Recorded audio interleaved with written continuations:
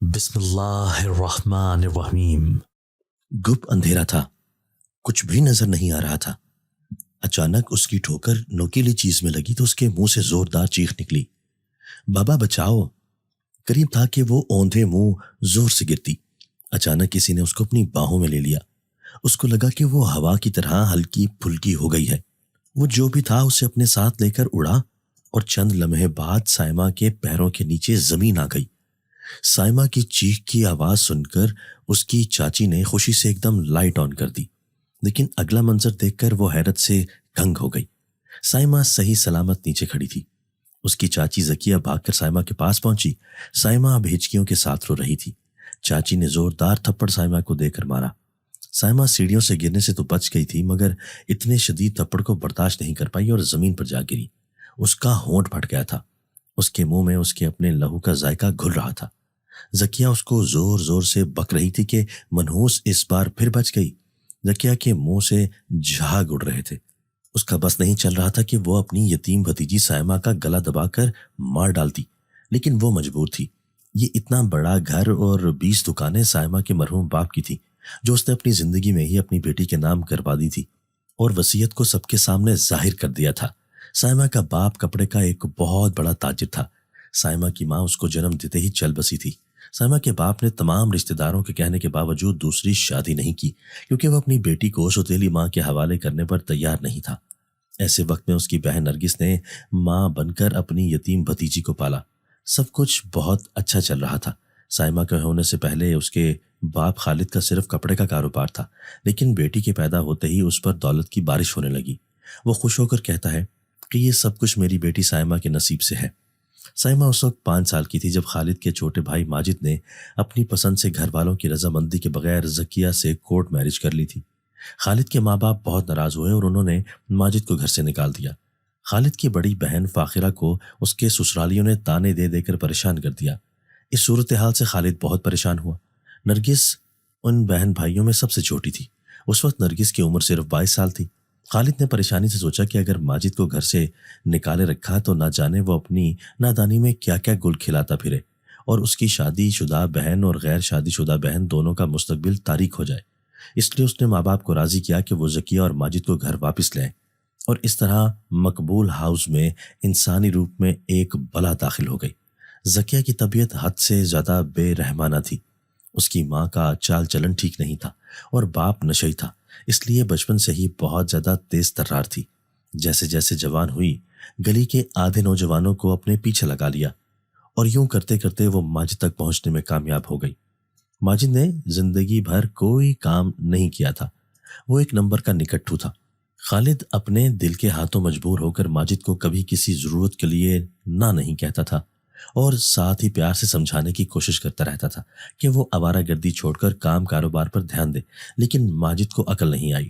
زکیہ کی ساس زکیہ کو قطعی پسند نہیں کرتی تھی، لیکن اس نے خالد کی نظروں میں اپنی جگہ بنانے کے لیے گھر کی ساری ذمہ داری اپنے سر پر لے لی۔ ایسے میں ہی ایک وکیل کا رشتہ نرگس کے لیے آ گیا۔ لڑکا بہت اچھے خاندان سے تھا اور اپنا گھر اور پریکٹس بھی بہت اچھی چل رہی تھی۔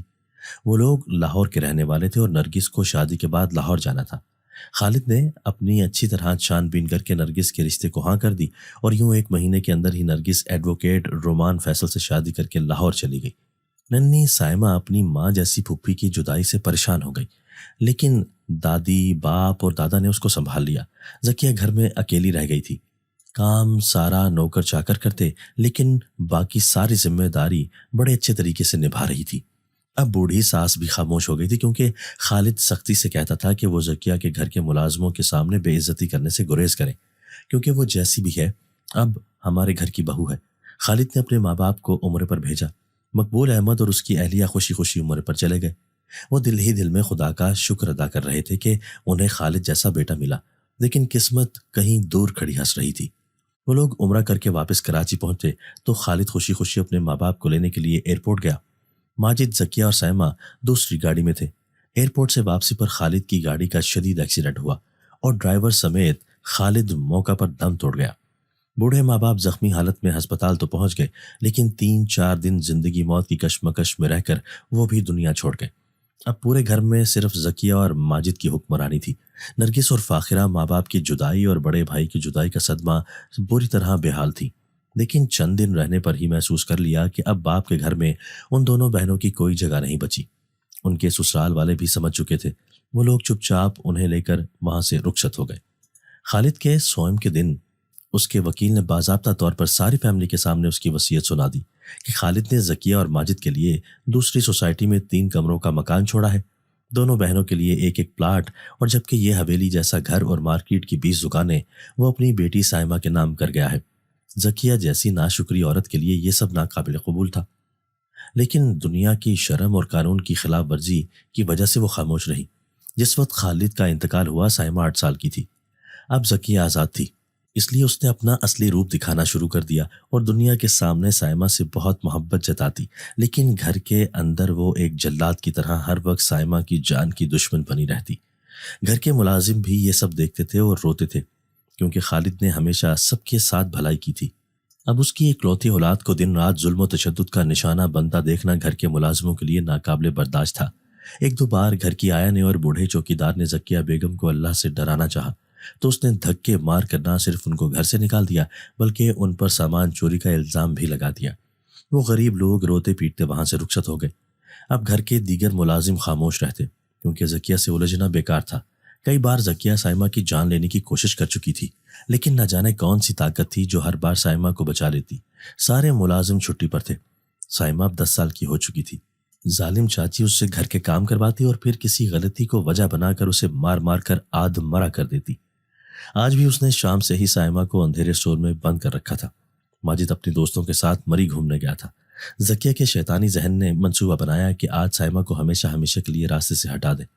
اس نے اسٹور کو باہر سے کھولا اور پھر مین سوئچ کو بند کر دیا۔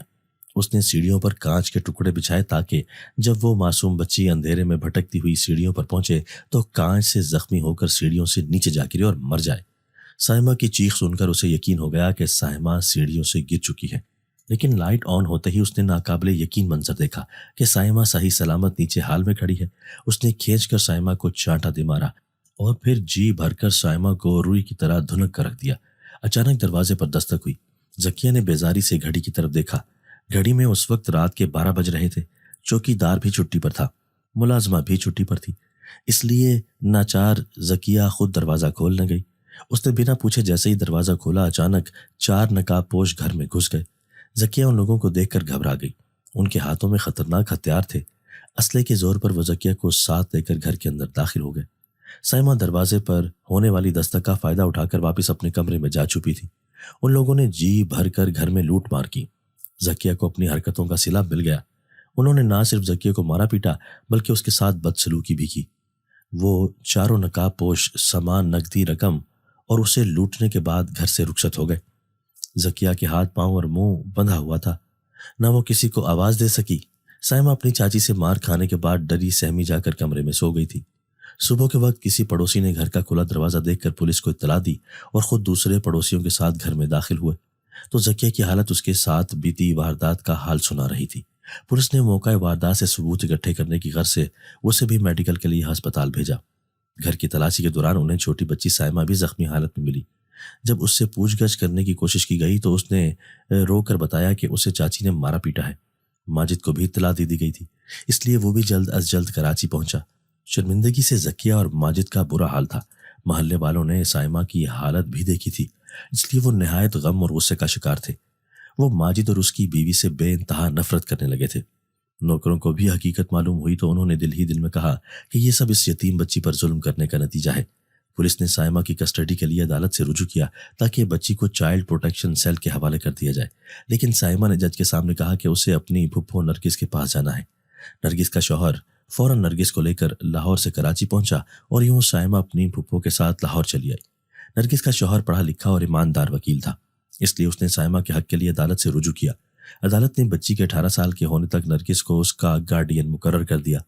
ذکیہ اور اس کے شوہر کو گھر سے نکال دیا گیا۔ وہ خالد کے دیے گئے مکان میں شفٹ ہو گئے۔ لاہور پہنچنے کے بعد سائمہ بہت خوش تھی، اس کی زندگی میں خوشی واپس لوٹ آئی تھی۔ نرگس بھی سائمہ سے بہت پیار کرتی تھی، لیکن کبھی کبھی نرگس کو محسوس ہوتا کہ سائمہ اکیلی بیٹھی کسی نادیدہ وجود سے باتیں کرتی رہتی ہے۔ اس نے اپنے شوہر سے بھی اس بات کا ذکر کیا۔ تو اس نے کہا کہ شاید اکیلے رہنے کی وجہ سے سائمہ کو کوئی ذہنی تکلیف ہے۔ ان لوگوں نے سائمہ کو اچھے سے اچھے ڈاکٹر کو دکھایا، لیکن سب ڈاکٹرز نے کہا کہ وہ بالکل ٹھیک ہے۔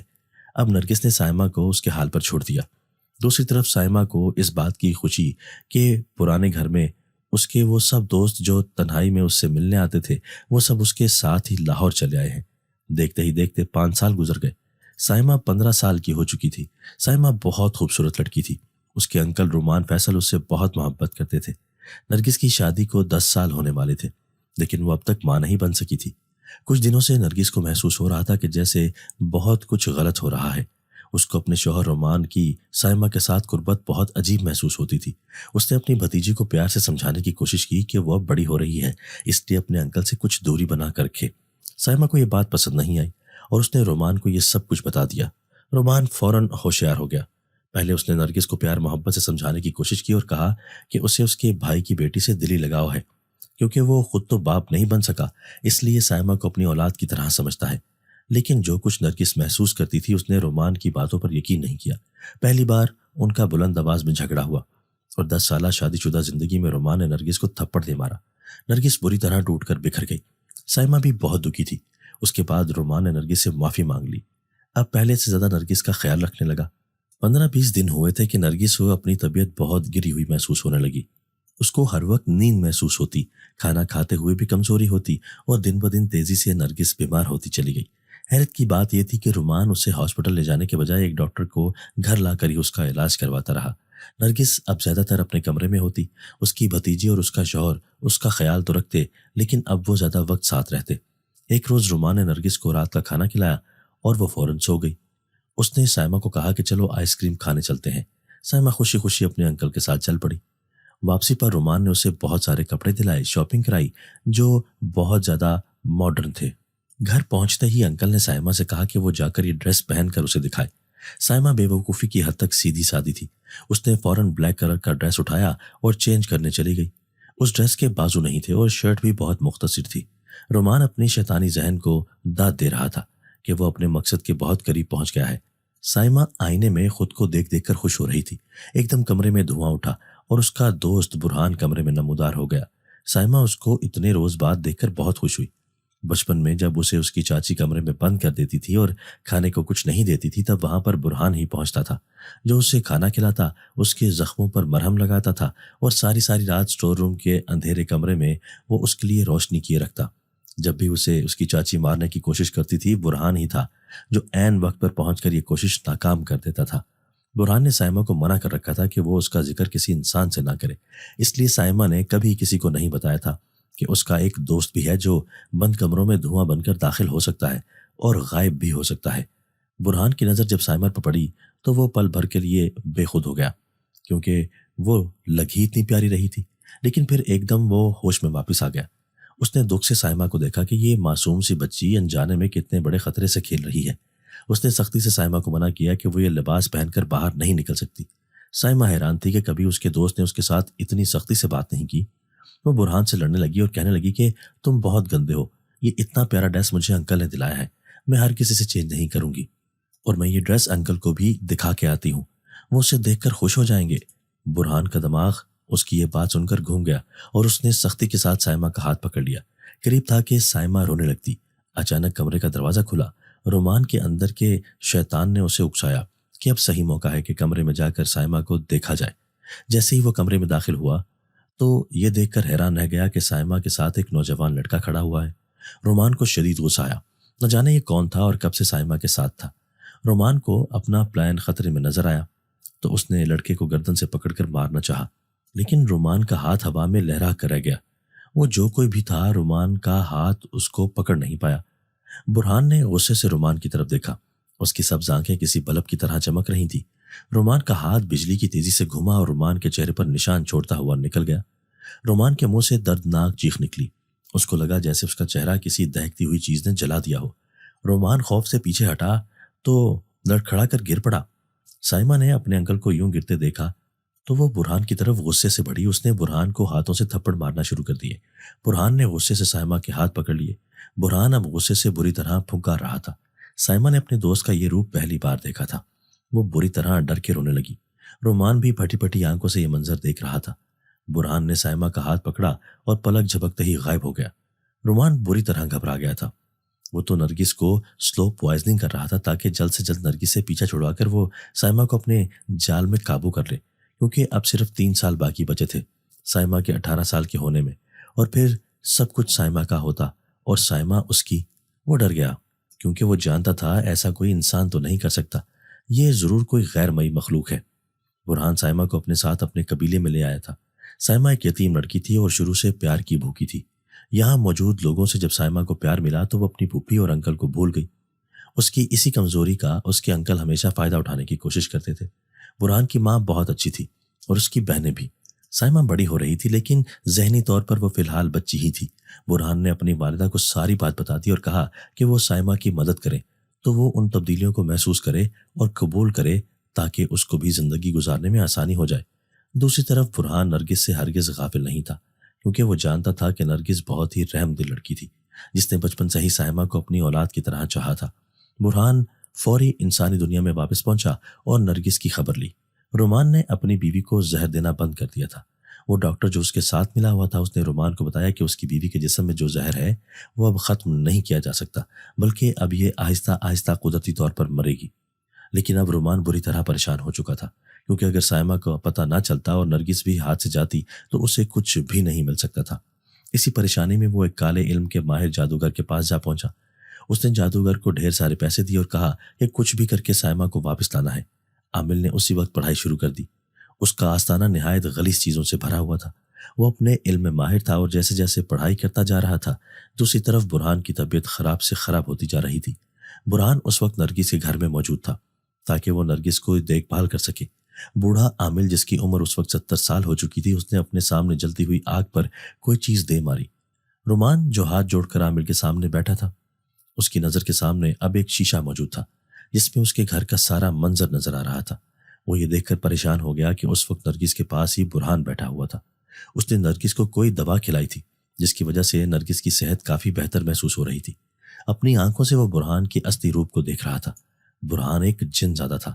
سیاہ رنگ کے چوغے میں ملبوس اس وقت ایک پریشان حال عورت کی دلجوئی کر رہا تھا۔ زہر کے اثر کی وجہ سے نرگس اب کسی بھی شخص کو پہچان نہیں پا رہی تھی۔ اس کو یہ بھی معلوم نہیں تھا کہ اس کے پاس بیٹھا ہوا یہ کم سن لڑکا کون ہے۔ دوسری طرف عامل نے دہکتی ہوئی آگ میں الو کا خون ڈال کر آگ کو مزید روشن کر لیا۔ برہان کی طبیعت اور بھی زیادہ خراب ہونے لگی۔ اس کا چہرہ سرخ ہو گیا۔ وہ تڑپ کر نرگس کے پاس سے اٹھا اور فوراً اپنی طاقتوں کے ذریعے نرگس اور خود کو اس غیر مرئی قوت سے محفوظ کرنے لگا جب اس وقت اس پر غلبہ پانے کی کوشش کر رہی تھی۔ جیسے ہی اس کا زور ختم ہوا اس نے نرگس کو ساتھ لیا اور جنات کی دنیا میں آ گیا۔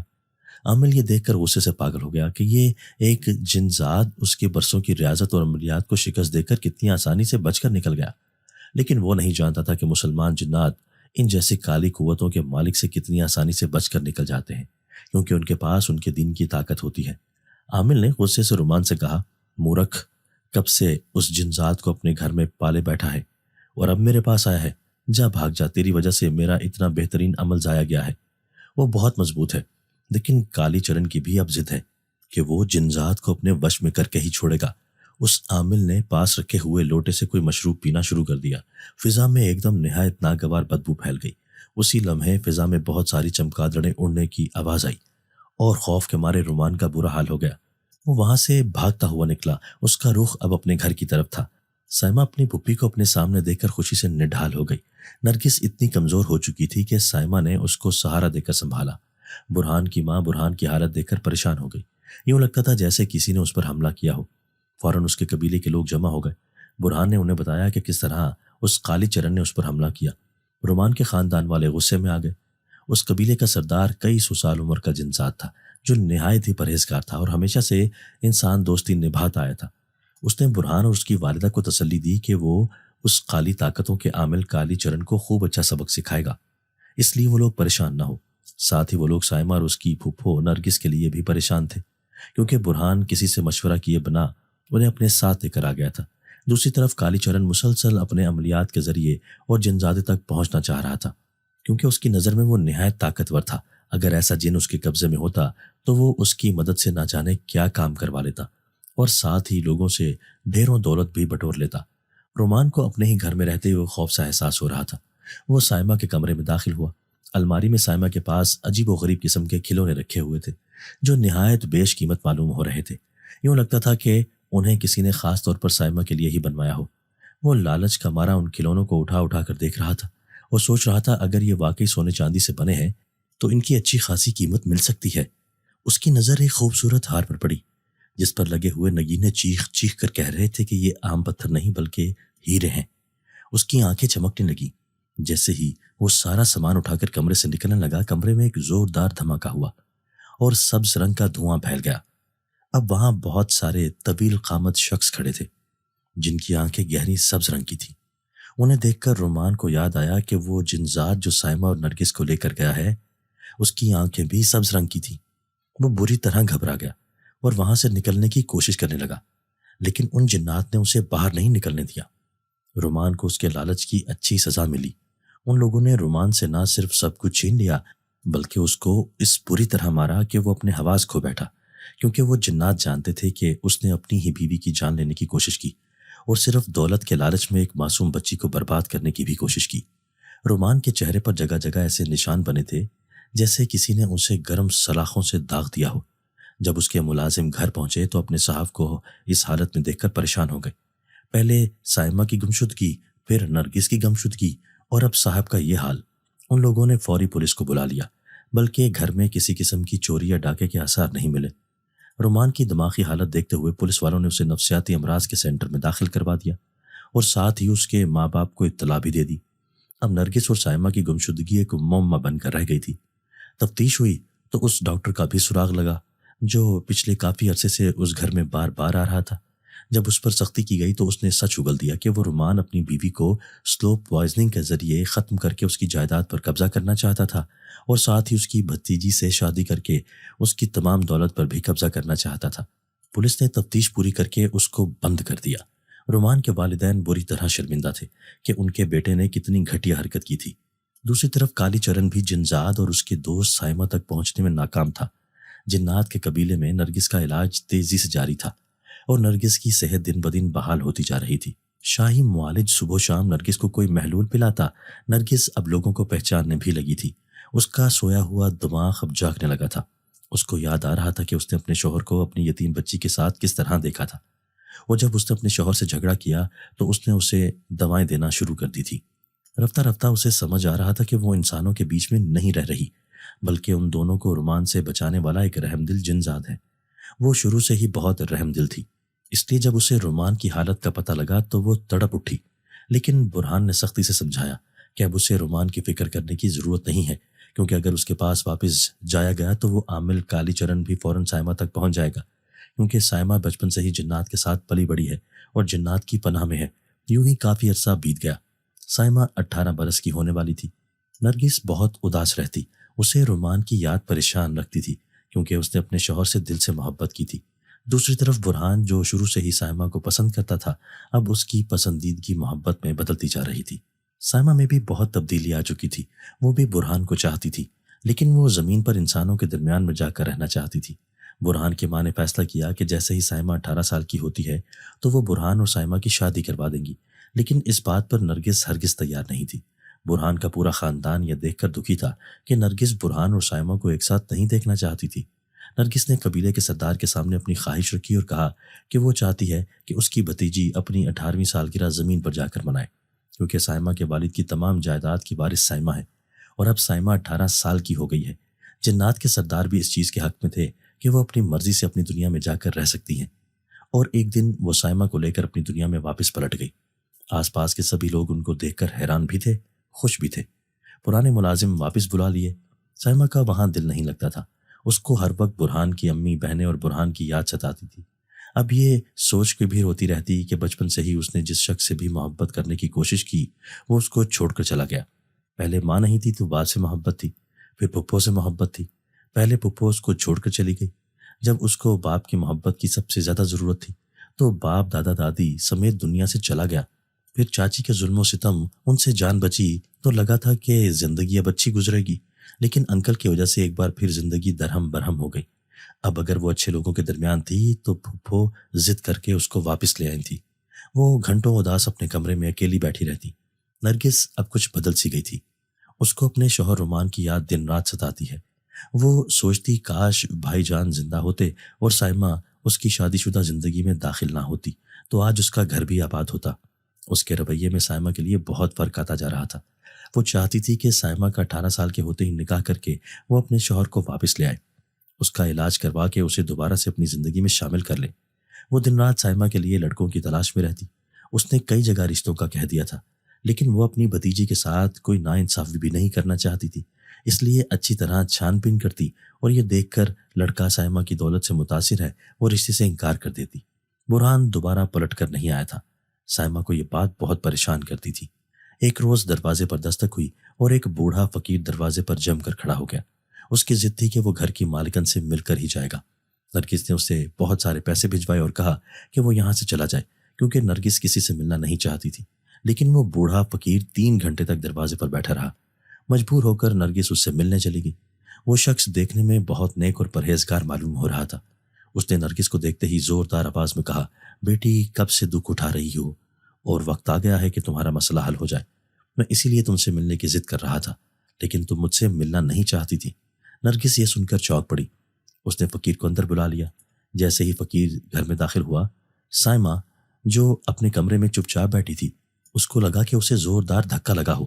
وہ پریشان ہو گئی۔ اس نے گھبرا کر فوراً برہان کو پکارا، لیکن اس کی طرف سے کوئی جواب نہیں ملا۔ وہ بوڑھا فقیر لان میں بچھی کرسیوں پر بیٹھ گیا۔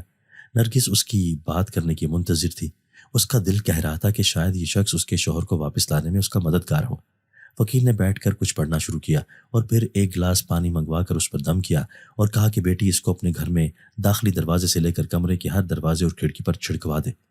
میں یہاں 3 دن رہ کر کوئی عمل کروں گا، جس کے بعد تمہارے تمام مسائل حل ہو جائیں گے، تمہارے دل کی مراد تمہیں مل جائے گی۔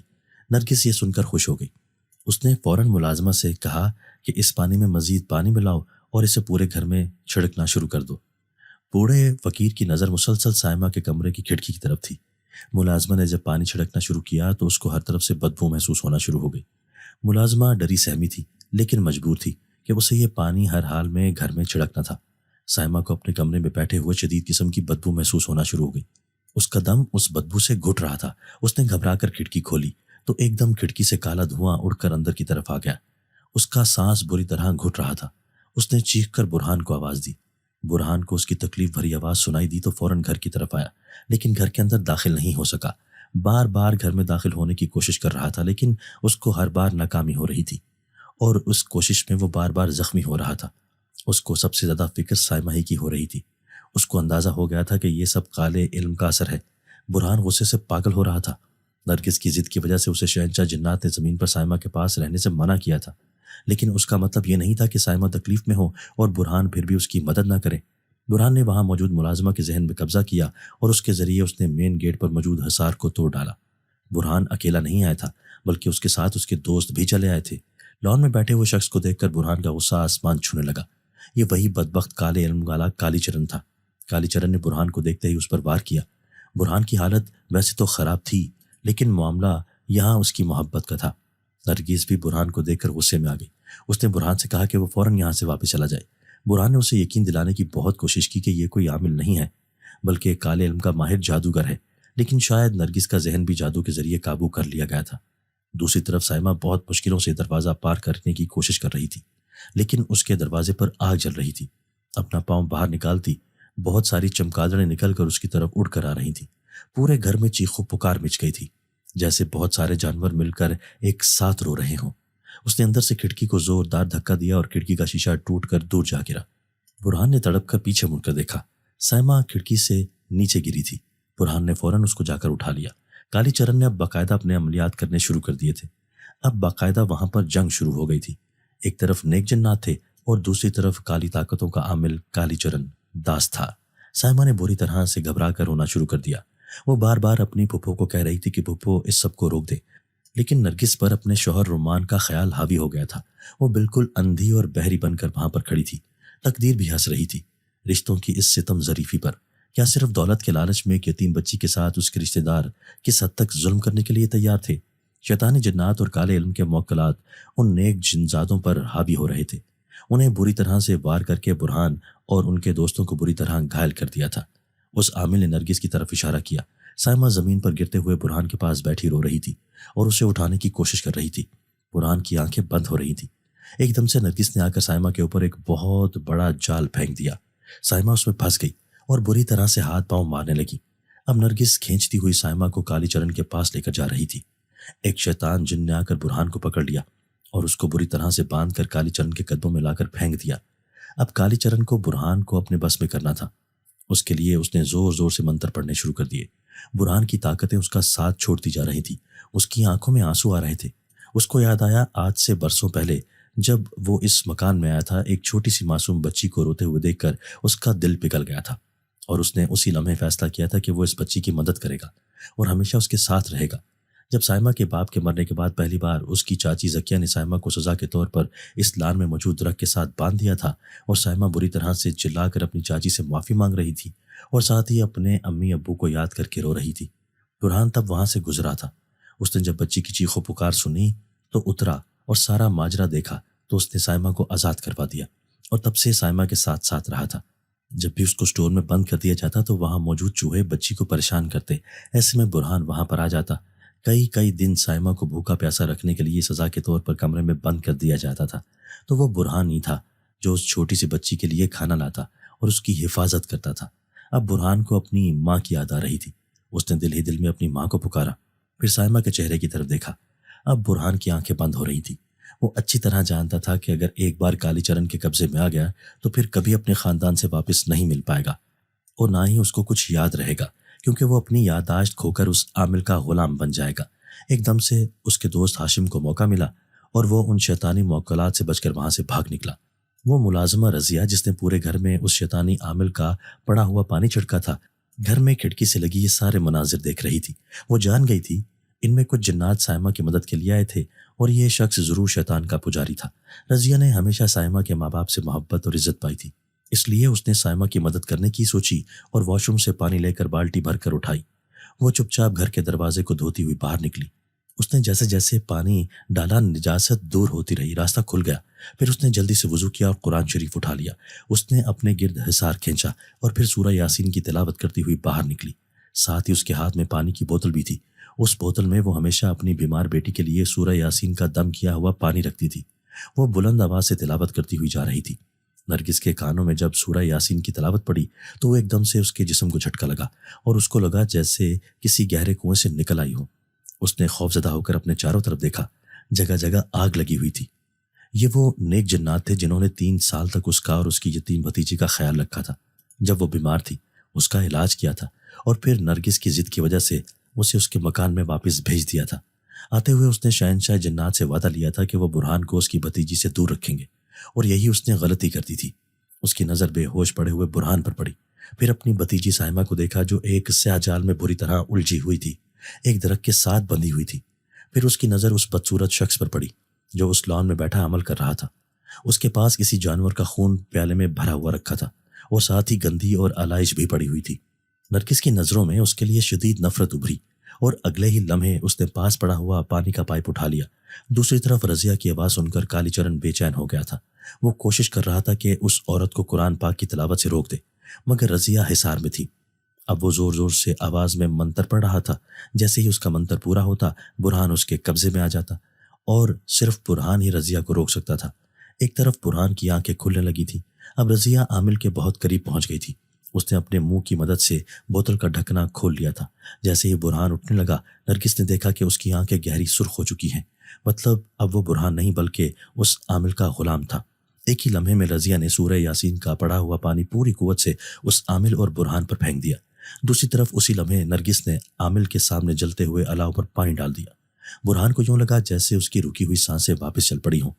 عامل کے جسم میں جب وہ پاک پانی لگا تو اس کے جسم پر ایسے زخم بن گئے جیسے وہ جل گیا ہو، اور ساتھ ہی الاؤ بجھنے کی وجہ سے اس کی جتنی بھی شیطانی طاقتیں تھیں وہ ایک ہی لمحہ کے اندر رک گئیں۔ عامل کی چیخوں کی آواز فضا میں گونج رہی تھی۔ ہاشم نے جیسے ہی جا کر شاہ جنات کو بتایا کہ وہاں ایک کالی طاقتوں کا عامل برہان اور اس کے دوستوں پر قبضہ پا چکا ہے تو شاہ جنات فوراً اپنے لوگوں کے ساتھ ان کی مدد کے لیے پہنچ گئے۔ شیطانی جنات نے اپنے عامل کو بچانے کی بہت کوشش کی، لیکن شاہ جنات کو سامنے پا کر ان کی ایک بھی کوشش کامیاب نہیں ہوئی۔ ان تمام شیطانی جنات کو فوراً مددگار جنات نے قید کر لیا۔ شاہ جنات نے شیطانی موکلات کو جلا کر بھسم کر دیا۔ اور ساتھ ہی اس عامل کو قید کر لیا۔ برہان اب تھوڑی بہتر حالت میں تھا۔ اس نے بھاگ کر سائمہ کو آزاد کروایا اور پھر اپنے دوستوں کو اٹھانے لگا۔ شاہ جنات بری طرح غضبناک تھے۔ انہوں نے کالی چرن کو خوفناک سزا دینے کا فیصلہ کیا اور اپنے مددگار جنات سے کہا کہ اس کو لے کر کوہکاف پہنچے۔ آج وہ اس عامل کو زندہ چھوڑنے کے حق میں ہرگز نہیں تھے۔ تمام شیطانی جنات کو بھی قید خانے میں ڈالنے کا حکم دے دیا گیا تھا۔ نرگس شاہ جنات سے بہت شرمندہ تھی۔ وہ نظریں جھکا کر کھڑی تھی۔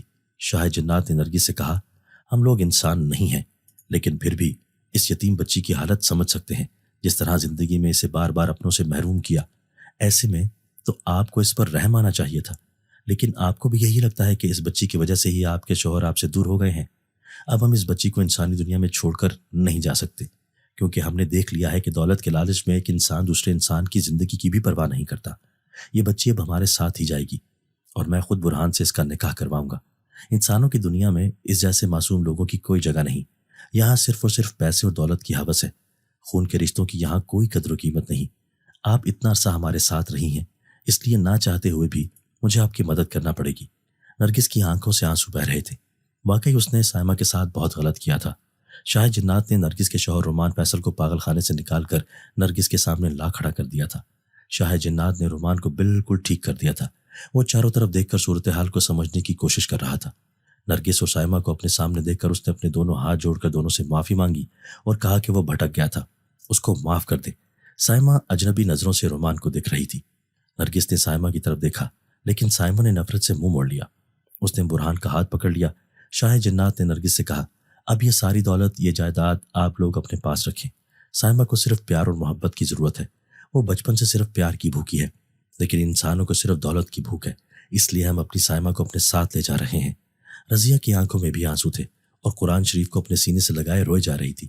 سائمہ اس کو اتنی ہی پیاری تھی جتنی اپنی بیٹی فاطمہ، لیکن فاطمہ برسوں سے بیمار بستر پر پڑی تھی۔ رضیہ نے جا کر سائمہ کو گلے لگا لیا اور اپنے ہاتھوں میں موجود قرآن شریف سائمہ کو دے دیا اور کہا، بیٹی، ہر دولت سے زیادہ قیمتی اس گھر میں اس وقت یہ قرآن پاک ہے۔ یہ تمہاری امی اپنی شادی کے موقع پر ساتھ لائی تھی اور جب تک زندہ رہیں ہر روز اس کی تلاوت کرتی تھی۔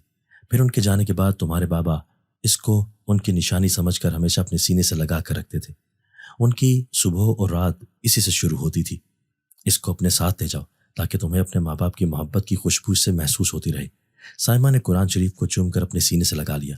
شاہ جنات نے رضیہ کی طرف دیکھا اور اسے کہا، اس دنیا میں بھی ابھی اچھے لوگ موجود ہیں، آپ اس کی مثال ہیں۔ آپ کی اچھی نیت اور سچائی کے لیے ایک تحفہ آپ کو دیے جا رہا ہوں۔ شاہ جنات نے اپنے ہاتھ میں پکڑی ہوئی ایک سبز رنگ کی محلول کی بوتل رضیہ کو پکڑا دی اور کہا، یہ آب شفا ہے، اس سے آپ کی بیٹی ٹھیک ہو جائے گی۔ کوئی بھی کتنا بھی بیمار ہو اسے پلا دیا کرنا، ٹھیک ہو جائے گا، اور اگر کبھی بھی کسی مدد کی ضرورت پڑے تو ہمیں یاد کر لینا۔ رضیہ نے شکر گزاری سے ان کی طرف دیکھا۔ اس کے لیے یہ سب سے بڑی دولت تھی۔